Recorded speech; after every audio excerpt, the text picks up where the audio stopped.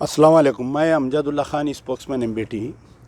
आज से कुछ दिन पहले चीफ मिनिस्टर ऑफिस में एक senior IPS officer Shahnawaz Qasim, जो सेक्रेटरी टू सीएम काम कर रहे थे, अनुमुला रेवंत रेड्डी, गवर्नमेंट ऑफ तेलंगाना, उनका तबादला कर दिया गया।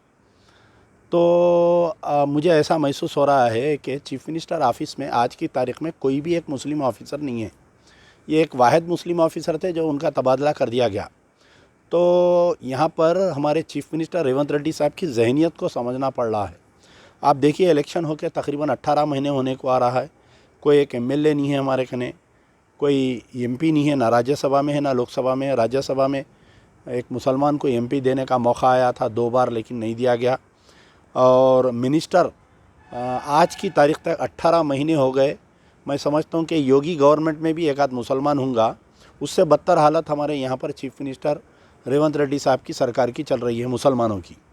एक शाहनवाज़ कासिम थे, क्योंकि कोई मुस्लिम मिनिस्टर नहीं है, मुस्लिम एमएलए नहीं है, तो लोग जाकर जो है सेक्रेटेरिएट में शाहनवाज़ कासिम के सामने अपने मसाइल सुनाते थे और वो बेचारे हल कर रहे थे। तो कहीं ऐसा तो नहीं है कि इन मुसलमानों का काम कर रहे थे, बल्कि इनको टारगेट करके इनका ट्रांसफ़र कर दिया गया। और आज की तारीख़ में चीफ मिनिस्टर ऑफिस में एक भी मुसलमान नहीं है काम करने के लिए।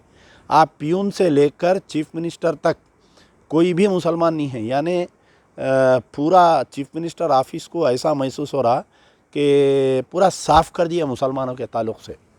तो मजलिस बचाओ तहरीक इस ट्रांसफ़र के ऊपर शदीद हम इसके ख़िलाफ़ में एहतजाज करते हैं। अगर आप शाहनवाज़ कासिम को ट्रांसफ़र करके किसी दूसरे अगर मुस्लिम ऑफिसर को वहाँ पर डालते तो बात समझ में आती, लेकिन यहाँ पर उल्टा हुआ बरक के एक मुस्लिम ऑफिसर को ट्रांसफ़र करके आप एक राव रेड्डी को डाले हैं वहाँ पर। तो मैं मुसलमाना ने तेलंगाना से और कांग्रेस के जितने अक़लियती कायदीन हैं, बड़े और छोटे, जितने चेयरमैन्स हैं, और तेलंगाना में जितने जमातें इनकी तायद करे थे कांग्रेस की, और कांग्रेस के सरबरा जो एआईसीसी में है, राहुल गांधी, प्रियंका गांधी, सबसे मेरी गुजारिश है कि आप चीफ मिनिस्टर से सवाल करिए कि साहब एक मुसलमान ऑफिसर वहाँ काम कर रहा था, उसको आप क्यों नहीं निकाले?